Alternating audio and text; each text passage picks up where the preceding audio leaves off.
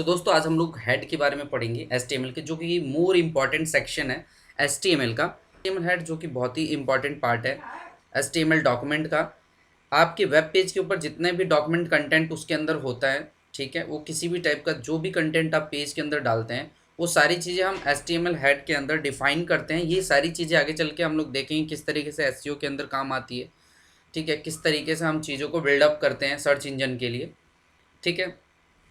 तो यहाँ पे हम हेड के अंदर जो जो एलिमेंट्स हैं इसके, जो हेड खुद एक अपने आप में एलिमेंट है HTML का, और उस हेड के अंदर जितने भी आप एलिमेंट यूज़ करते हैं उस सारे के बारे में आज हम डिस्कस करेंगे।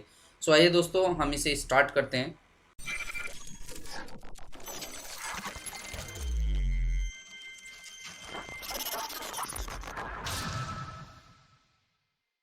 Good morning, good afternoon and good evening friends. मैं हूं रोहित शर्मा और आप लोग देख रहे हैं कोड दृष्टि।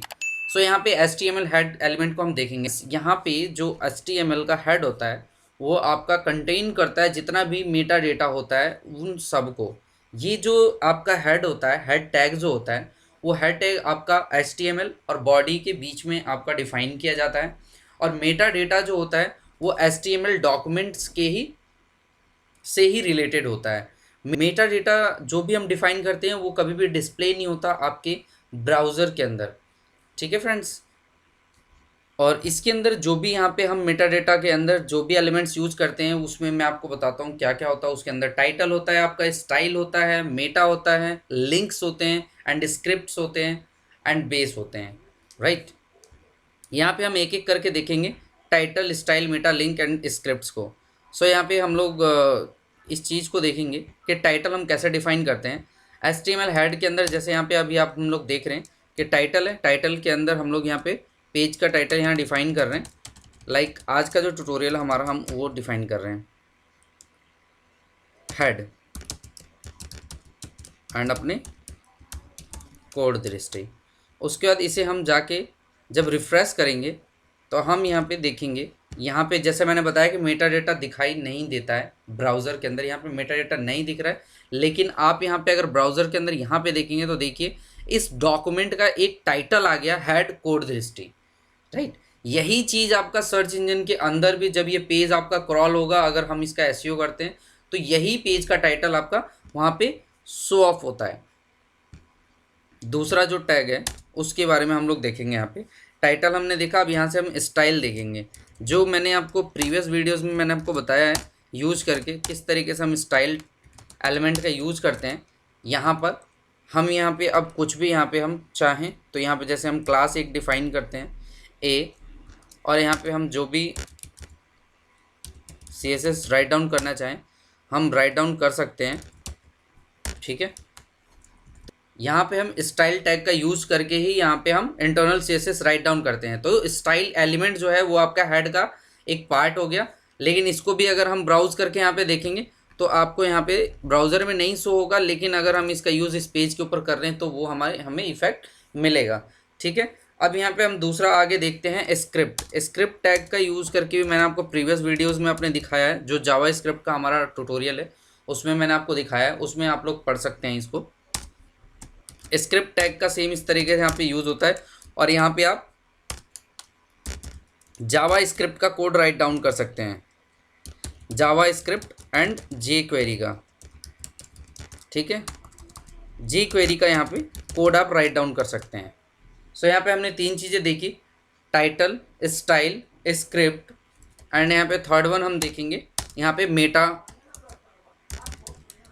यहाँ पे हम मेटा के देखेंगे कितने एलिमेंट्स इसमें यूज़ होते हैं।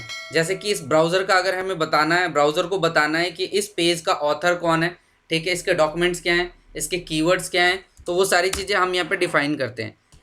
यहाँ पे मेटा का हम नाम दिए हैं, मेटा का फर्स्ट नेम जो है वो डिस्क्रिप्शन है। इस डॉक्यूमेंट का पूरा डिस्क्रिप्शन आप यहाँ पे राइट डाउन करेंगे, यही डिस्क्रिप्शन आपका सर्च इंजन के अंदर भी दिखाई देता है, ठीक है। कीवर्ड्स, जिस कीवर्ड्स के ऊपर ये जो पेज है वो ब्राउज़र के अंदर, सर्च इंजन के अंदर आपका क्रॉल करता है। जब हम इस कीवर्ड का यूज़ करके कुछ भी हम सर्च करते हैं और ये कीवर्ड के अकॉर्डिंग अगर कंटेंट हमारा मैच करता है तो ये जो पेज है वो आपका सर्च इंजन शो करता है। इसी तरीके से इस पेज का ऑथर कौन है, इस डॉक्यूमेंट का ऑथर कौन है, उसको आप ऑथर नेम यहाँ पे मेटा से डिफाइन कर सकते हैं कि इसका ऑथर कौन है।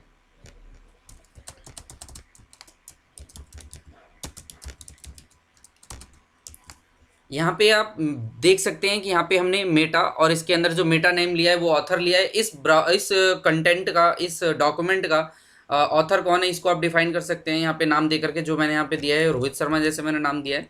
ठीक है, आप अपने अकॉर्डिंग दे सकते हैं। तो ये तो हमारा कंप्लीटली रहा मेटा के कौन कौन से टैग्स होते हैं, और इसमें मैं आपको एक दो और चीज़ें दिखाऊंगा अपने डॉक्यूमेंट के अंदर। जब हम ये मेटा डिफाइन करते हैं दैट मीन्स कि हम इस डॉक्यूमेंट को हम बताते हैं, ठीक है, और मेटा को बताते हैं कि इस डॉक्यूमेंट के अंदर दी गई जो भी कंटेंट है वो सारे कंटेंट को यहाँ पे आप डिवाइस के अकॉर्डिंग इसको रेस्पॉन्सिव दिखाएंगे। ठीक है दोस्तों, मैं एक बार फिर से बताता हूँ आपको। जब हम मेटा, व्यू पोर्ट मेटा जब हम डिफाइन करते हैं तो ये चीज़ इस ब्राउज़र को, आई मीन यही जो मेटा है वो ब्राउज़र को बताता है कि जो ये कंटेंट है इसको हमें व्यू पोर्ट के अकॉर्डिंग दिखाना है। दैट मीन्स कि जिस टाइप के डिवाइस होगा, अगर डिवाइस मोबाइल है और उस पर इस पेज को अगर ब्राउज किया जा रहा है तो उसके अकॉर्डिंग ये आपका रिसाइज कर देगा। अगर आप टैब में देख रहे हैं तो उसके अकॉर्डिंग रिसाइज कर देगा। अगर आप इसे डेस्कटॉप में देख रहे हैं तो ये उसके अकॉर्डिंग रिसाइज कर देगा, जिसको हम रिस्पॉन्सिव वेबसाइट भी कहते हैं। यहाँ पे जो कंटेंट के अंदर जो विड्थ है, डिवाइस विड्थ, आपको यहाँ पे नेम से ही पता चल रहा होगा, डिवाइस विड्थ, ये विड्थ को ब्राउज़र को बताता है कि इसका विड्थ क्या है।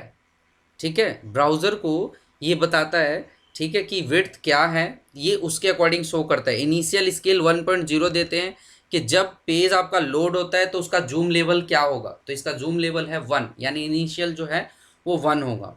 सो फ्रेंड्स, यहाँ पे हमने देखा कि हेड, HTML हेड के अंदर जो जो एलिमेंट्स होते हैं वो सारी चीज़ें मैंने आपको यहाँ पे प्रॉपरली डिस्क्राइब किया। अगर आपको कुछ भी समझ में नहीं आया तो प्लीज़ मेरे को कमेंट करें, मेल आईडी पे आप क्वेश्चंस आस्क कर सकते हैं, मैं आपको आंसर करूँगा। ठीक, सो फ्रेंड्स, इसे लाइक करें एंड सब्सक्राइब करना बिल्कुल भी ना भूलें, एंड बेल आइकन जरूर प्रेस करें ताकि आने वाली सीरीज़ के अंदर जो भी वीडियोज़ हैं वो आप तक टाइम से पहुँच सके, ताकि आप हमारे साथ बने रहें। सो फ्रेंड्स, यहाँ पे जो भी नीडफुल पर्सन है, जो भी यहाँ पे कोडिंग्स में अपने लाइफ को, करियर को आगे बढ़ाना चाहता है, उसके साथ प्लीज़ इसको शेयर करें ताकि वो भी इस सीरीज़ के अंदर साथ में हमारे बने रहे। So thank you so much friends.